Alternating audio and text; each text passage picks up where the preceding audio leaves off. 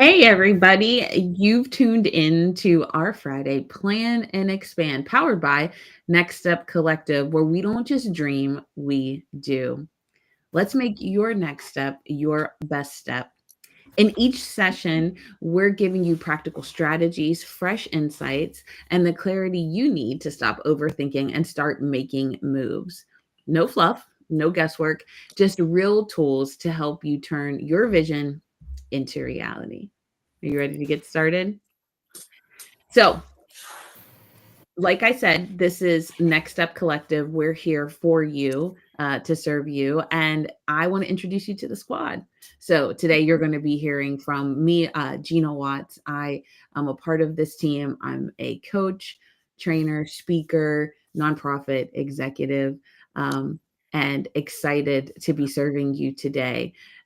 You'll also hear from Nikki Mills. Nikki also is a leader in nonprofit. She's served faithfully for decades in developing and serving young leaders, our next generation, as well as those who care for young leaders. She now finds herself as an executive leading out in a community center. She's a master trainer and does a whole lot of dope things that you'd probably want to have in person, the way Oh that no. she leads and trains folks. And Thanks. then next up is my hubby, my partner, lifelong, Eric James Watts Sr. He has a background in corporate America, working in the banking industry, left that industry to really pursue what he feels called to do, which is coaching and speaking, as well as spending time as a spiritual director and serving people incredibly well, meeting them where they are so that they can uncover some myths and some truths about how they've been spiritually formed in their lives. So we're here as a part of Next Step Collective. You won't unfortunately get to hear from our friend Kevin, who is a dynamic facilitator and Oh no. trainer, working with a whole bunch of different organizations to make them better each and every day. But you'll hear from him on another time that we connect.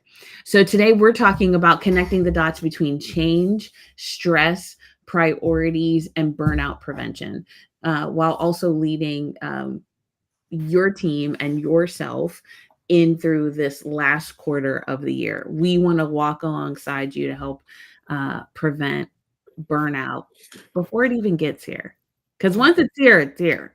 But we want to help you prevent it True. before it gets here. So today our topic is from change to clarity, how to stay balanced before burnout.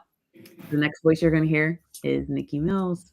Thanks, G. Hey, everybody. It's so good to be here. It's so good. Thanks for joining us today. So change is coming. Like right now, the day that we're recording this, we're getting into fall in the Midwest. Seasons are changing. Fall is, it can be a time of transition. It can be a time of reflection. It is football season. It's sweater weather. It's soup season. All the fun things that come with fall. Yes, sweater weather. I love sweater weather. Hoodie weather, whatever we want it to be. But yeah, fall's coming, and it's a really natural time to think about change and just kind of to reflect on that. I wonder though, Eric, what's your favorite thing about fall? Oh man. Football, fall golf, more football, chili, fall weather food. Fall really the only part I like about fall other than that is the first couple of weeks in October because it's still warm and after that it gets cold and I don't like it. The cold is coming. The cold is It is. coming. G, what do you love about fall?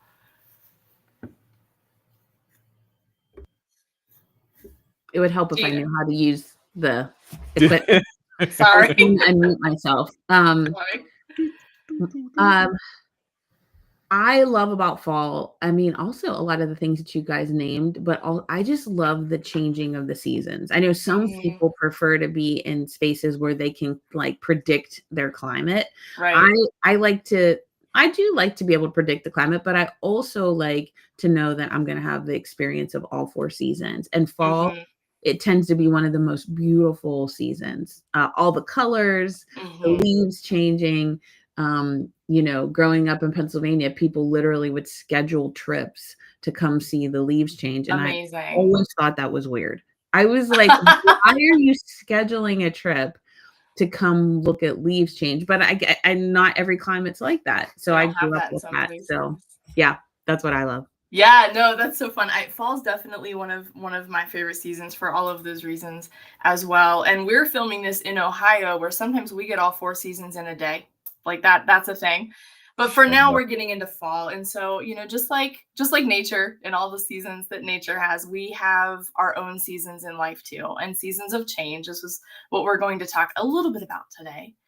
And I know that sometimes fall can feel for some very reflective, very maybe slow, a time to sort of think about things. And for others, it feels really fast paced. Like things are speeding up, school's in session, the holidays are coming, and just a lot can be happening. And so, in the midst of change, seasons of change, change is inevitable, right? It's the one thing that we can count on, is that things are going to change. But having clarity in it is a choice and something that we can lean into, which is what we're excited to talk a little bit about today.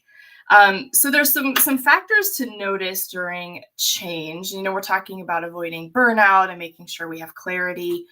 And so I want to just touch for a moment on stress and burnout. Stress and burnout, terms that I'm sure are not unfamiliar to anyone. But I want to talk about the difference of stress and burnout. So stress is a normal thing, right? Like y'all know it, we know it, people listening know it. Stress is just part of life. Like it just happens. It can be a result of change. It can be a result of growth. It can be deadlines that are looming. It can be just transitions happening in personal lives, professional lives, even positive things. Positive stress is still stress and still something to be managed. And so it's important just to note that.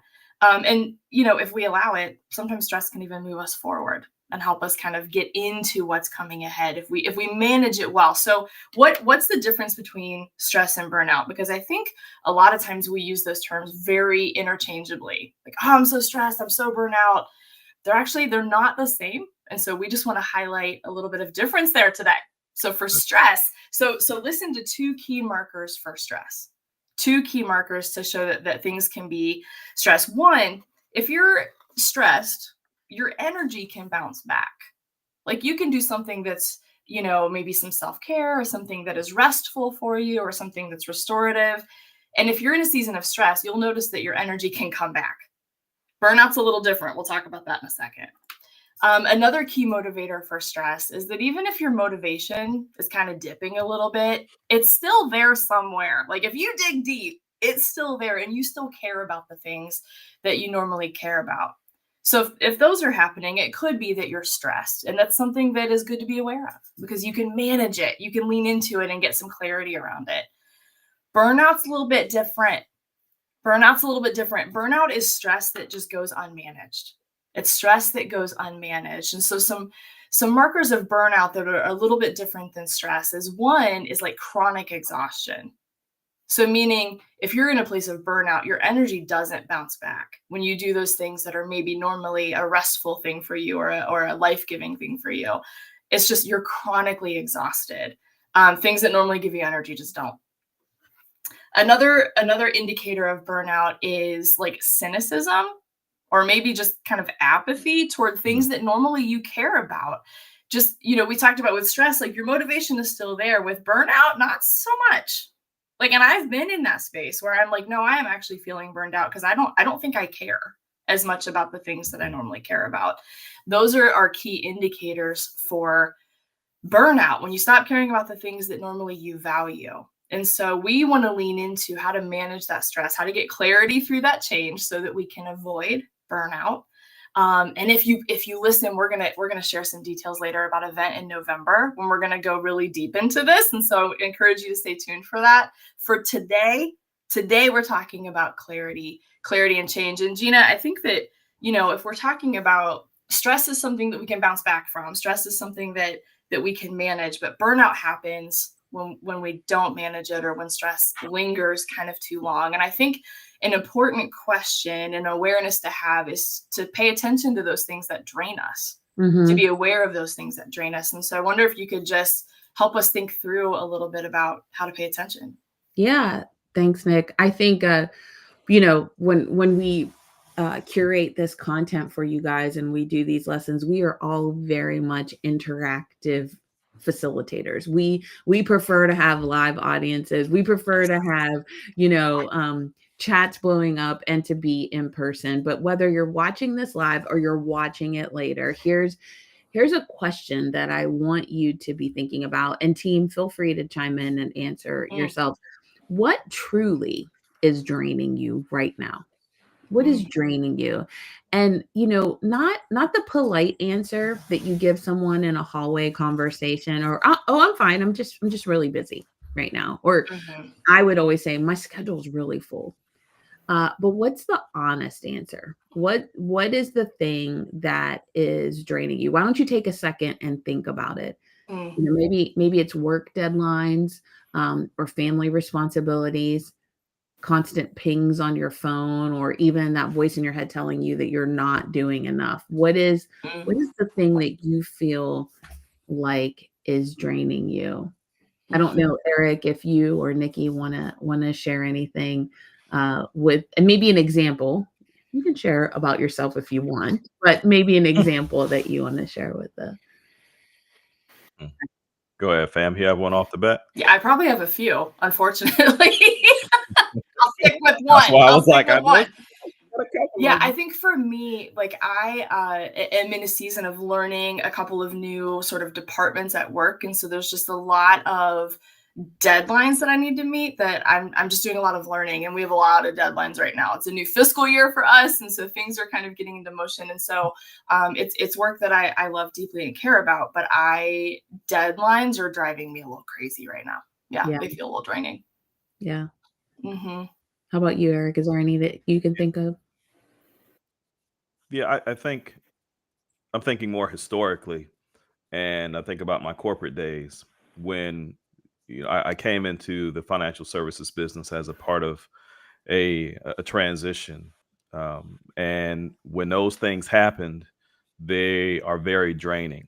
And so then when I got promoted and worked my way into a leadership position, I was familiar with that process, and I was trying to help other people, my other fellow managers, do that. And one guy in specific, and he just couldn't get it, and he couldn't get it to the point where he quit about 3 or 4 days in.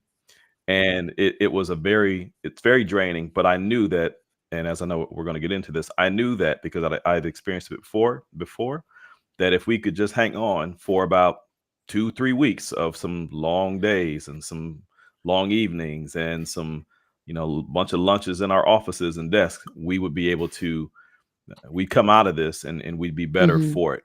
So there was light at the end of the proverbial tunnel. Those things were very, very draining, though, because of the expectations and the requirements from coworkers, colleagues, fellow leaders, and of course from our clients. That's good. That's good. I know for me, I don't know how many of you listening in with us are in a season of life where you're a caregiver, and you're maybe a caregiver for little ones, or maybe you're, parenting teens. And I mean, truth be told, parenting, I don't feel like ever ends, because you're always thinking about or caring about your child, even if they're an adult. But then maybe you also find yourself caring for a spouse that maybe has an injury or a disability or is unwell, or maybe you're caring for parents or thinking about when you will need to care for parents. This last year, our family experienced the loss of one of our matriarchs, and it wasn't my mother or Eric's mother, but it was somebody that was important to our family and our lives. And so it makes you start to think about what's ahead and what what roles you're going to change into. And so I think too, sometimes when we start to experience burnout, or maybe it's not even burnout per se, it's the stressors that Nikki was talking about, we might be causing ourselves stress. And like for me, my parents are well. I thank God that they are well.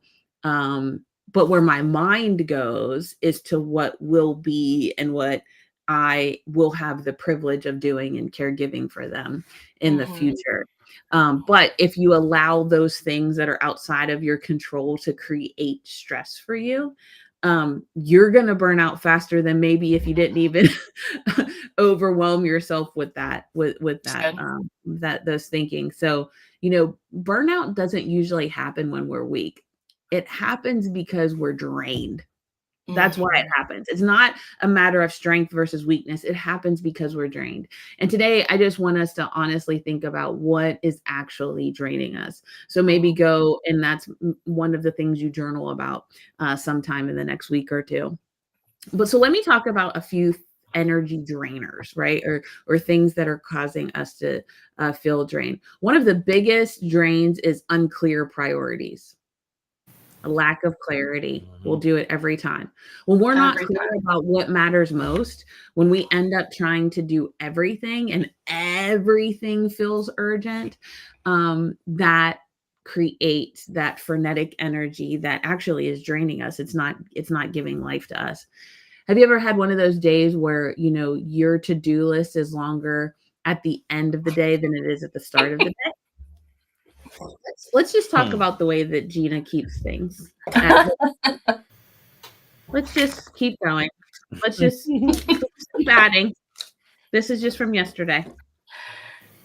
First of all, I have a problem. I don't need you to diagnose me or sell me a tool. I already have them.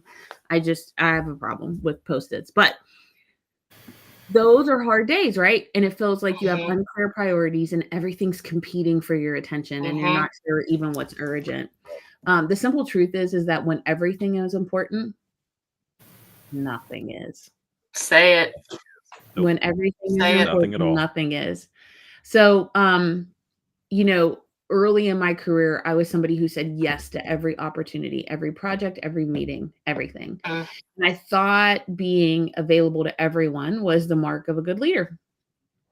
Being present and if hold up too, like here's another thing too, as a woman of color and as usually the youngest one in the room or the only one in the room, whether it was I was the only woman or I was the only person of color in the room and I was the youngest in the room, I thought if I don't take advantage of this opportunity, I might not have it again. It won't come back. It'll never come back is what the And so thought I was. just did it. I just did it all. I did it all. Now, in some ways I can look back and be like, oh, that yes actually turned into this future yes. Sure. But that's actually control freak behavior. Don't be a control freak. It's control freak behavior. So all it did was it spread me thin and I was giving fragments of myself instead of my best self. Clarity creates energy. Confusion drains it. Yes. Clarity creates energy. Yeah. Confusion drains it. Let's go to number 2, leaky boundaries. It's a second big drain. It shows up when we say yes too often or we say no too late. So when you are saying yes, are you saying yes because you mean yes, or are you saying yes and you really mean no?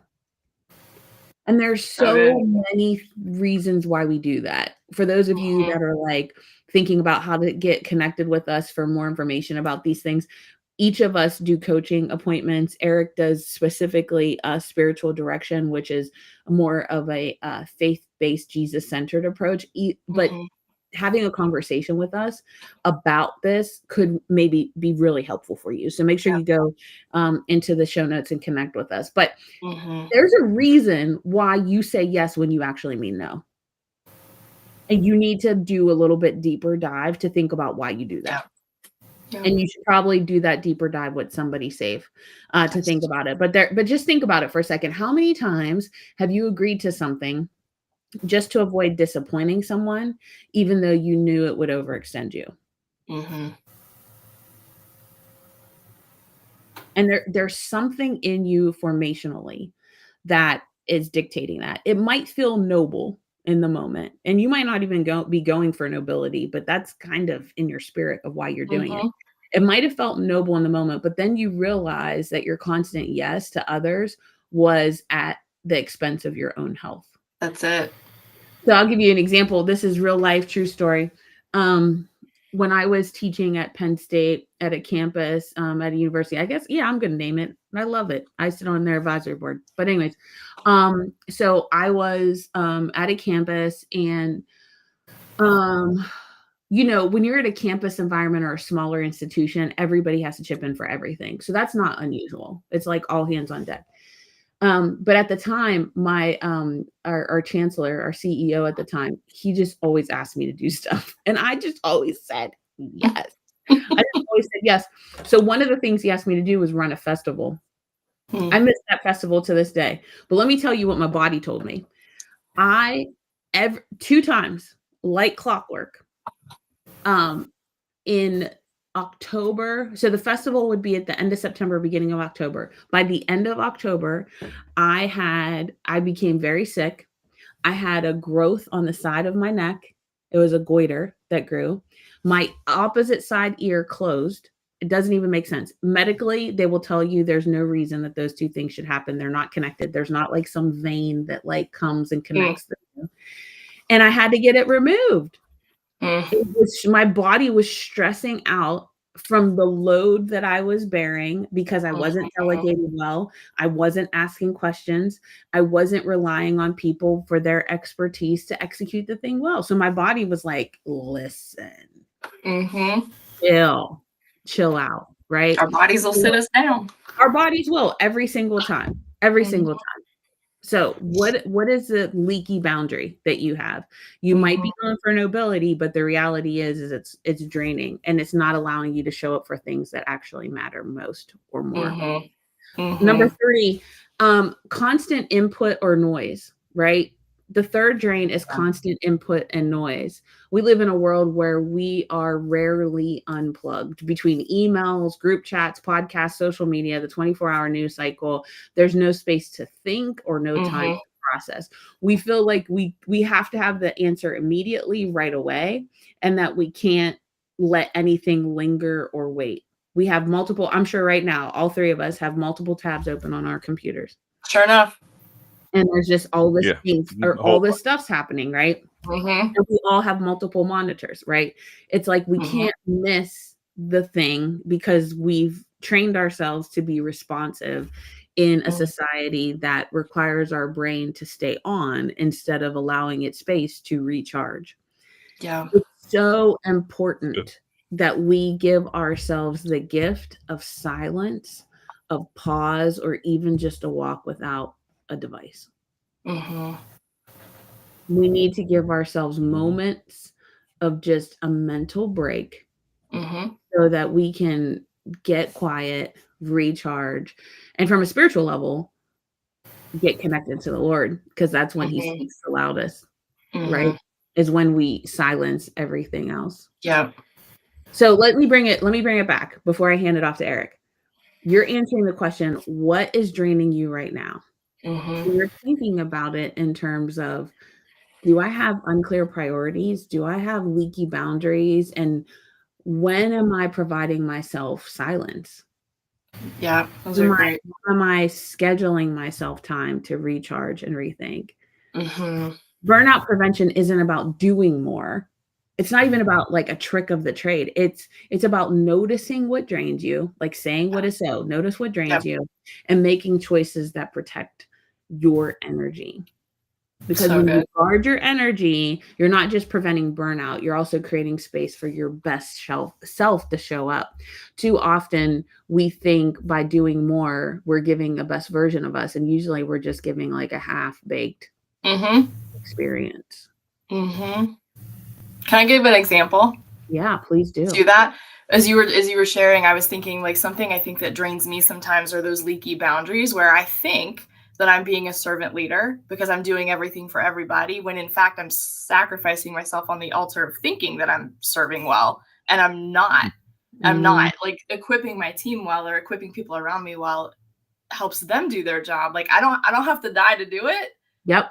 And so, yeah, I think thinking about those leaky boundaries and making sure that, because then I'm not showing up as my best self, like you just shared. So I think that's one that popped in my head just now. I was like, oh, I probably need to. Well, 9 times out of 10, think about that. 9 times out of 10, if we just ask people questions, we'll find out that we aren't even disappointing them. Like we have trained ourselves that we're disappointing them. Right. Eric and I mean, we'll have a whole nother teaching one day about relationships, but Eric and I specifically have found over our 9 years of marriage that there's assumptions that we have made about each other that we're we're thinking that we're either disappointing each other, or even the other side of it is that we're doing the right thing. And if we just would have asked each other questions, we wouldn't have had to go through a certain thing or a certain Sure. season. But both of us in our formation were taught things or saw things or didn't see things that have made us behave in a way that Sure.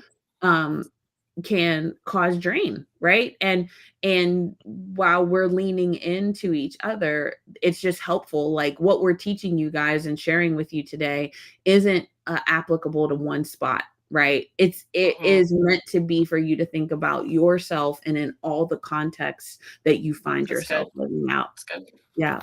Eric's going to talk to us next about how do we, so like we know the thing, but now how do we address the thing? Yeah, before we hit that, that was real. That Yeah. was good, both of you. What all of that makes me think about, though, is a phrase that's become really popular, and it should be more than popular. It should be truth for us. You got to protect your peace. Now that doesn't mean you don't get to wild out like I'm protecting my peace and I'm wilding out on you and I'm cussing people out and all that stuff. No, what it does mean, or what it could mean for you, is that, let me be clear. What it does mean for you is you got to draw healthy boundaries. Period. You got to set them up for the people in your life, and you got to keep those. Listen, you got to have. If you like the movie Gladiator, if not, you're getting ready to like it because I'm gonna tell you about it. You got to have Maximus and all the Roman legion out there protecting your healthy boundaries, because in life, shout out to Chappelle Show. There's some habitual line steppers over there. If you ever watch the Chappelle Show, the habitual line steppers line will make you crack up as you're watching this. There are some habitual line steppers out there, and even watch this. This is good. Even when you set up those healthy boundaries, they're gonna be like, erase that. I'm erasing all that boundary and I'm stepping over it. I'm a habitual line stepper. And you're like, yo, you can't be here. And you will have to say, you can't be here. Not only can't you be here, you cannot be here across this line or across this boundary, because this is where my peace is. And you got to protect your peace, and you got to protect it that way from, watch this, from whomever you need to protect yourself or your peace from, whomever it is, family, friends, colleagues, co-workers, whatever that time frame may be as well. You got to protect your peace. Practical reset. So let's find some clarity in the chaos. That makes me think about EPMD, total chaos, mass confusion. Rhymes so hypnotizing, known and caused an illusion. Like a magician, I draw a rabbit out of hat, son. Anyway, that's old school 80s hip hop. Yeah, I used to write some stuff too back in the day. I have to tell you all that story one day about how me and my boys was called the Rated Fresh Posse. We had these black hats, trucker hats, before they was popular, and red letters on there. But anyway, that's a different story for a different day when I was going to grow up and be a famous rapper. For today, let's talk about clarifying priorities. So here's what you can ask. You want to talk about and ask what actually matters right now. And this makes me think about, this is how I teach. If you've known me for any amount of time, you know that it makes me think about a movie. And it makes me think about Spider-Man, like from 2002, the first Spider-Man, the first real Spider-Man movie, not that terrible 70s version where he got on some pajamas and you can tell he crawling on the floor that they put like a fake brick wall down. I'm like, all right, bro, this is terrible. But anyway, back in 2002, there's a scene where Spider-Man 2, we'll go there. There's a scene where Harry's talking to Peter and they're having this conversation. Harry has just discovered that Peter, his best friend, who's like his brother, is Spider-Man. He thinks that Spider-Man, watch this, killed his dad. So now he's like, bruh, you killed my father. I got to kill you now. And Peter is like, well, hold on. Doc Ock, that's Dr. Octopus for those who aren't initiated. Doc Ock has MJ. This is the woman, the girl they both got feelings for. They all up in their feelings for Mary Jane Watson. And he was like, yo, Harry, he's going to kill her. We ain't got time. Ain't nobody got time for that. Shout out to Sweet Brown. We ain't got time for that right now. And he says, listen, Peter, you killed my dad. And then Peter says, Harry, there are bigger things going on here than you and me. Bigger things going on here right now than you and me. And so when we're talking about what actually matters right now, think about that. They had all that stuff going on in the movie. their friendship, their brotherhood, the woman they love, the city's getting ready to burn down and blow up. This madman is out there going to do all this crazy stuff. But they had to think about the bigger thing. And in that moment, Harry had to be like, well, man, okay, yeah, this is where they are. And then Peter could go out and save the day. And so, in your own life, in your own business, in your own situation or situations right now, I wonder for you, what actually matters right now? That's where your focus should be. I'm a golfer. I'll give you a golf analogy. There are multiple shots, whether you're playing 9 holes or 18 holes, multiple shots. Hopefully, not too many, because that means you're going to shoot like 115, which is terrible, which I used to shoot. So I know, especially on 9 holes, but that's a different story for a different day. Here's the thing though, when I'm golfing, I need to be thinking about that one shot right there, nothing else. Not the last shot that I shanked or that I hit flush, not the next shot, not the shot 3 holes from now. I need to be right there, right now. This day, this minute, right now. Shout out to Mint Condition. This day, this minute, right now. That's what I need to be focused on. That's what you need to be focused on. This day, this minute, this task, this thing, right now.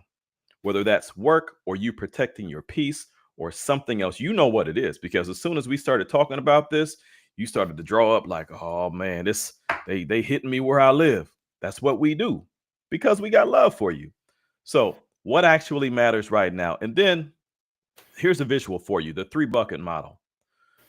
The must do things, the nice to do things, and the let go of things. Let me say that again for the people in the back of the show. The must do things. What must you do? What are the nice to do? You know, at work back in the day, we call these the nice to haves, but in this case, the nice to do things. And then what are the things, and this may be the most important one, and if it ain't all the time, it is very often, what do you need to let go of? Mhm. What do you, I mean, you can go Elsa Frozen, you can go Teddy Pendergrass, think of better, let it go. You got to do something though, and figure out what it is that you need to let go of, because you're probably holding on. This is for somebody for real in the back of the chat. You're holding on to something that you need to let go of. You've known it for a while. You know it right now. And it's right now, it's rattling around in your brain. What is that thing? I'm challenging you right now. And it's a hard thing. I get it. It's a hard thing. What is that thing, this hard thing that you say, you know what? He's right. They're right. I need to let go of that thing. My encouragement to you is to begin putting in the work so you can let that thing go. Second, you got to set some boundaries. So you want to talk about saying no gracefully. Now, that is an art form, to be able to say no gracefully. Many of us are probably pretty good at saying no in an ungraceful way, whether we were taught that way or we picked it up or watched this. And this will go deeper than we may want to today. But you say no, you've said no, and you continue to say no to protect yourself for a variety of reasons. Now, I ain't gonna get into all the reasons why you may be doing that to protect yourself. Nevertheless, you say no to protect yourself. Most of us say no. Think about a sales conversation. We say no so we can give ourselves more time to think. We say no. That is a protection right there in some form. We say no to give ourselves more time to think so we can make a wise decision. So, how do you say no gracefully? I want to ask y'all real quick before I hit the next couple of points. How do you say no, or how would you advise anybody watching this to say no gracefully? G, how about you? She getting off mute. Saying yeah, every time, saying no That's all gracefully. good. So I think it's within the context of what the relationship is, right? So like a graceful no to somebody I work with is me saying no clearly, right? Mhm. Not like a convoluted no, not like they can interpret it another way, but I'm saying Yeah. no clearly. But then I'm offering explanation as appropriate, right? So like I'm trying to think of an example of where um let's say I was asked to serve on or to lead a task force. and it's an unexpected thing, but it's kind of like a right now thing. You're the best person for it. We really need you to do it. You're the only one that knows all of these things, right? Their reasoning may be true.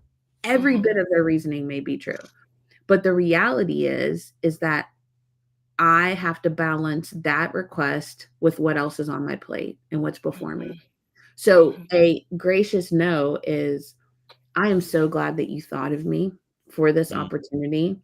And while I really want to do this, I can't right now. And if you want to talk about the reasons, like, let's like have a conversation separate from that, but I want you to be able to move quickly. So here's who I think would be the best person to be in my stead. Maybe I can offer this support and get things started, but I can't own this task force because this is not something that I can do at this moment and do it well. Right. That's like, but it's a balance, right? Because I think Eric and I like have navigated this even in our personal relationship. It's like, you have to give enough information to give context so that you're still a trusted partner or leader in the situation, but you also don't need to give too much information. Like, you have to practice this behavior. It is not learned. So yeah, is that helpful? Is that on track with what we're? That's really good. That's really good. Thank you for that. Yeah. Time blocking and calendar space for breathing room. You gotta be blocking the time, like get it out. You like blocking like Bruce Lee up in here, like Jim Kelly, like Jet Li, like and then you got to make the karate face. Ooh, you got to do that. Shout out to the karate kid. That's what you got to do. You got to block it. You got to block that time off and have that space ready and have that space available for you. You have to make space, right? So time blocking, calendar space, be intentional about putting that on your calendar and give yourself some breathing room. Like, breathe and stop for real and give it what you got. Like Q-Tip, breathe and stop. That was a funky beat too. You got to breathe and stop. Breathe. Just breathe. Was that Shania Twain? Just breathe. Help me out. Just breathe. Yeah, I think we'll go with that. Shout out to Shania Twain. Just breathe. Let's move on to building margin for Cal. If you're wondering why, if you see my pencil, like, why does he have a pencil that is unsharpened? Because I use it. I put it in my mouth. Why are you putting a pencil in your mouth? I use it to improve my diction. So when I'm doing voiceovers for some of the other work that I do, you read it for a minute or two, and then you take it out. And hopefully, if you've done it well, over pronouncing the consonants, that helps you to sound a little more clear, more better. So that's why the pencil ain't sharpened, in case you're wondering. Number 3, building margin for recalibration. So many pauses, not M-A-N-Y, but M-I-N-I, mini, like mini, thick, like Minnie Mouse, teeny weeny. Many pauses. I don't know why I went to a small voice, but I did. Many pauses for 5 minutes of stillness or silence each day. That'll help you to be able to say, woosah. You want to do that for real. Now, you know that from Bad Boys and Will and Martin and all that stuff, Marcus and Mike Lowry. You want to be able to do that for 5 minutes a day. I have a process that I teach called 5 quiet minutes. And it makes me think about this. It's that 5 quiet minutes. And you mentioned it earlier, G, about being able to hear from the Lord. And you can hear the Lord above the noise. And we have to be able to learn to hear him above the noise. But I'm going to tell you something. And that's a skill. That ain't just something that you pick up. You learn how to do that. That is, you learn and you do it repetitively until you are able to hear him among a crowd of people or out in public. As G said, though, it is imperative that you get quiet and listen to what he has to say to you. Because I'm going to tell you something. God loves to talk all the time. All the time. But she said this earlier. We too busy. We got 11 screens up. We texting and scrolling and watching the TV and doing all other things we doing. And we got all the Post-it notes, right? We got all of that. And we thinking about that. And even watch this. And I struggle with this. Even in my quiet time with the Lord, I'm like, man, my mind drifts. Now that's normal. That's normal. But you got to be like, all right, Holy Spirit, bring me back. Bring me back to where I need to be. Help me get back, excuse me, to the center of where I need to be in my time with you. If you don't, well, I might have to have y'all take over. I got a tickler. See, I'm gonna get this message out though, because this tells me that somebody don't want to get it out, don't want me to get it out, but let me get it out anyway, because God says so. All right, there we go. I think we good. So you want to have that quiet time and build it in intentionally. That Mhm. means you don't just wait for it to happen, fam. You got to say, you know Mhm. what? Every day, this is my 5 minutes. This is my 2 minutes. And if you don't do it Mhm. every day, you got to do it. My suggestion, strong suggestion, is for you to do it as many days as possible to say, you know what? I'm Yeah. going to just take these couple minutes and I'm going to just breathe. Fam, how do you incorporate that into your day? Yeah, I'm a morning person, kind of by nature, an early morning. Y'all know that. I'm an early morning person. And so I try to have some time in the morning. But it looks different because if I try to do the same thing all the time, I won't hold to it. So I allow myself some space. So it might just be 5 minutes in the morning before I pick up my phone, right? Like just intentionally keeping that down, or, you know, just having some space. Another thing I've been trying to do is in the middle of the day, especially when I feel, earlier I said deadlines feel draining and all this and that. Mhm. So I try to just remove myself from work for a moment and take, it might be a 2-minute walk around the building, but it's just Good. something, especially when I get frustrated. Because when I get frustrated, I used to tell the kids, like, your brain gets crumply and you can't think, you need to take a breath. So when my brain gets crumply and my work Good. feels a lot or my day at home feels a lot, I try to just take a quick walk. That's good. And it could be that I hear from the Lord in those moments. Sometimes he does speak to me in the quiet. Sometimes it's just the removal Mhm. from what feels like chaos that helps me get to clarity in that moment. Like just walk away, take a breath. So That's good. Appreciate that. It is, it's some thank you both for sharing those examples. It is imperative that we have though take those 5 minutes, at least 5 minutes, and maybe it's two or three for you. Five is a good number though to do that in order to get the quiet, whether you are someone who hears from the Lord or believe he talks or not. He does. You don't have to believe it. That don't make it no less true. Still being able to pull yourself away from and being intentional about that and stepping away, you want to do that for yourself on a regular basis. And let me add this. This ain't a message on, how to hear from the Lord. He speaks in many different ways, just so you know. So it could be in the quiet and the pulling in away. It could be out in nature. It could be through music. It could be through song. It could be through numbers. It could be, of course, through his word, through prayer and some other things. He speaks in a lot of different ways. The point of this message today, though, is for part of this is to help you understand that you got to Bobby Brown. I gotta get away. Y'all knew it was coming. I got to get away. Yeah, you got to get away like Bobby Brown. Anyway, shout out to Bobby Brown, the living legend. The what did Whitney call him? The king of pop, king of R&B.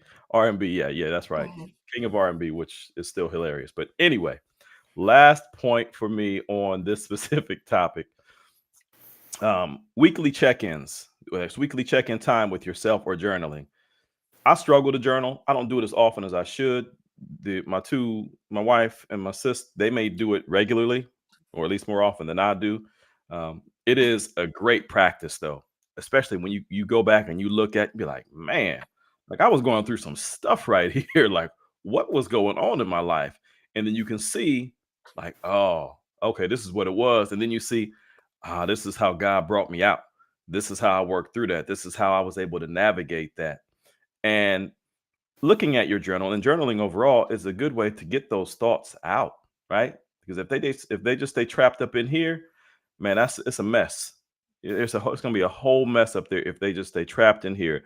Because then you start to tell yourself a story or stories. There's a story of a lovely lady that it just ain't true, and you don't want to do that stuff, right? Because the more you say it over and over, eventually you may start to believe that thing or believe those things. So journaling is a great way to have that quiet time, even that stillness and time with yourself. And fam talked about taking a walk. Yo, that's time with yourself. 2 minutes, during your workday if you can, or at some point in the evening or early morning or whatever works best for you. Listen, taking that time, it might mean for you going and sitting in the driveway in your car and just sitting there for a couple minutes and being quiet. Don't be beholden to what we're saying that it could be or should be this way. Listen, we're talking about guarding your peace and guarding your time in this way. You got to get creative with it sometimes. So be creative with that and do what is best for you to get that last thing. And so then the key message here is clarity is not found in the quiet. It's where it is created. Clarity is created in the quiet. You don't believe me? You don't believe us? Try it. Clarity is created in the quiet. I am going to toss it to, or maybe this is more of a back and forth thing here, embracing rhythms and not being always on. So I'm going to toss it to whichever one of y'all wants to take that, and then we'll kind of banter and round third and head home. Yeah, I think that was so good, Eric. Thank you so much for getting us to the practical ways that we can reset. So often, how many of you watching have like purchased a book, maybe even purchased a class online, or you read a thing, you saw a quote, and you were like, that's it. That's the thing I need to do, right? And you might even be feeling that now while we're talking, like that's the thing that I need to do. Here's for us the takeaway that we want from you. Like we're not interested in being like massive viral influencers or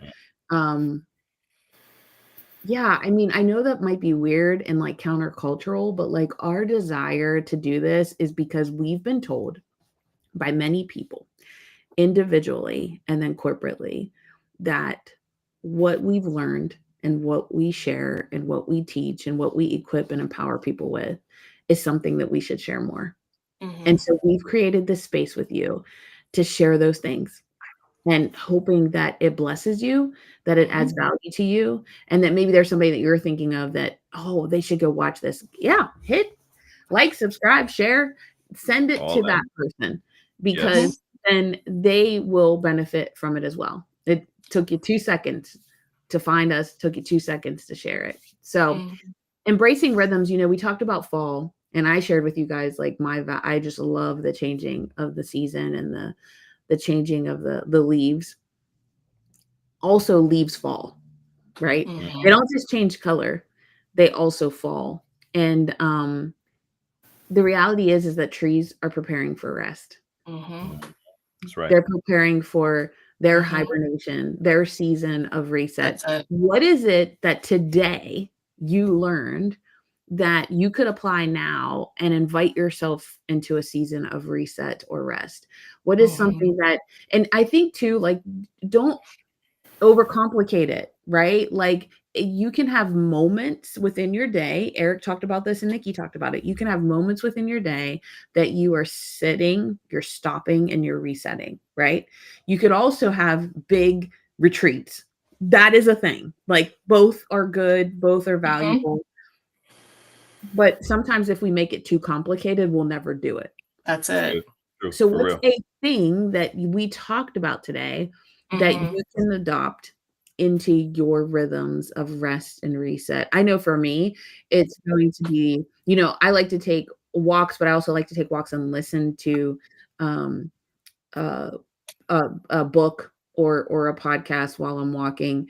But maybe I just need to be quiet, right?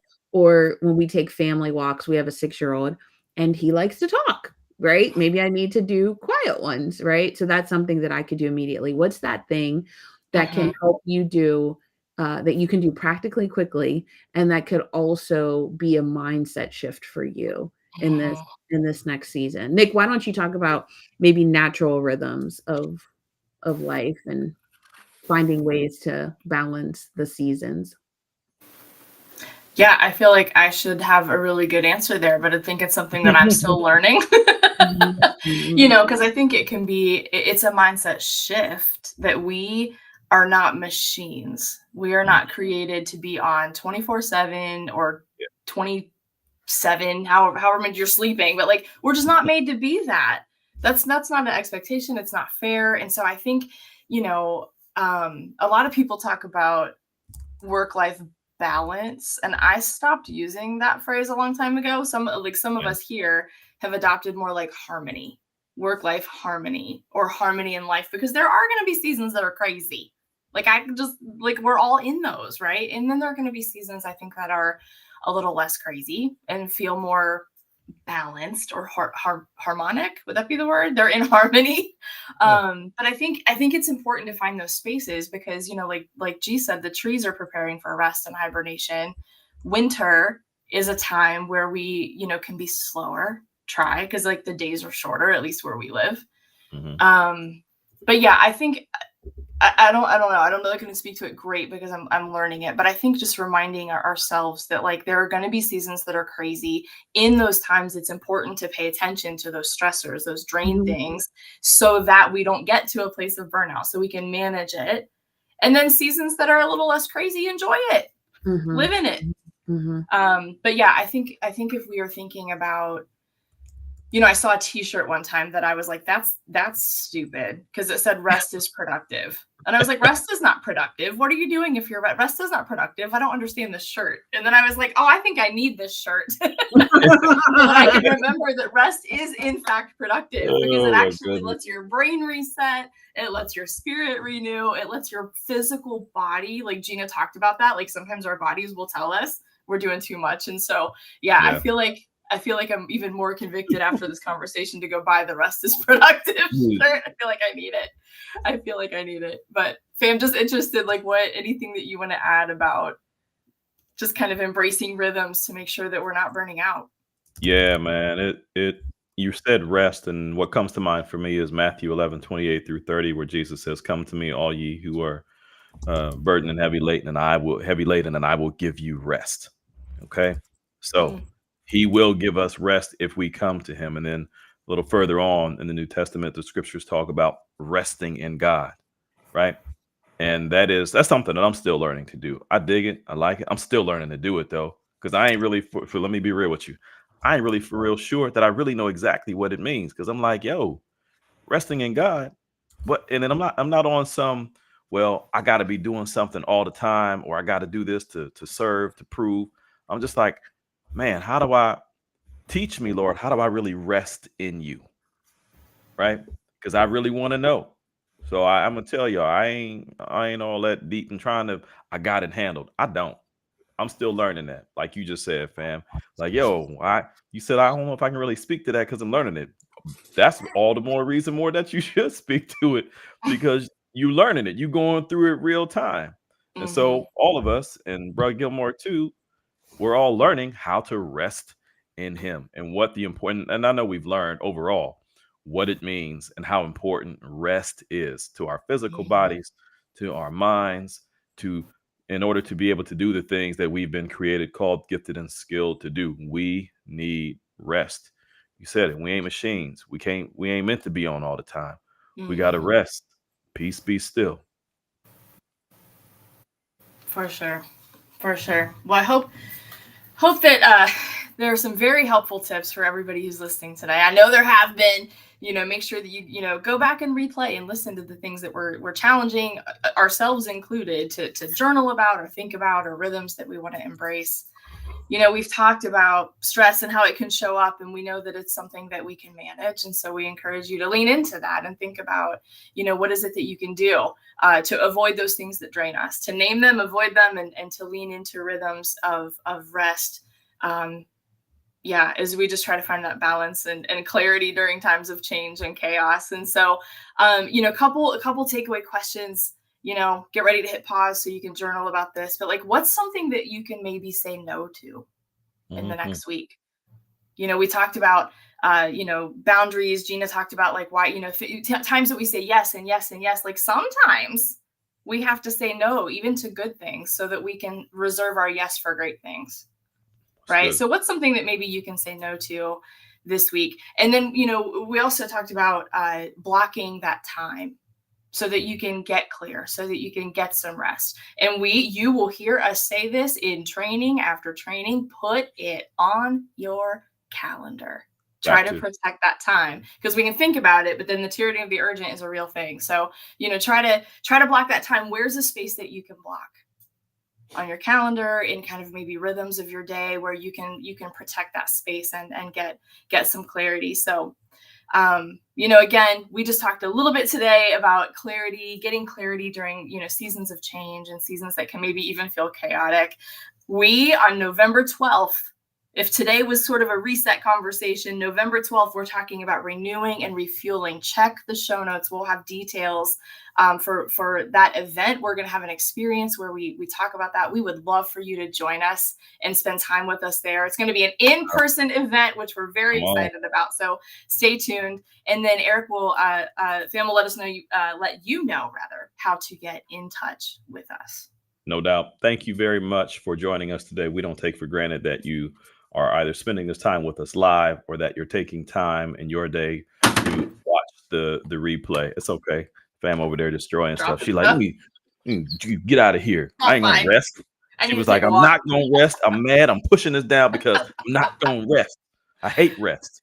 Anyway, so we want you to join us in November for real. November, what was the date again? 12th. November 12th, live and in person. For today, though, thank you very much for joining us. And this is where you can holler at us, hit us up, reach out to us, contact us, because we really want to hear from you. Email 321nextstep@gmail.com. 321nextstep@gmail.com. YouTube, go check out our YouTube channel. You're watching this on YouTube right now. Go and check out our other videos. On YouTube, we are at 321 Next Step Collective. At 321 Next Step Collective. Instagram, Facebook, same thing. Next Step Collective, that is.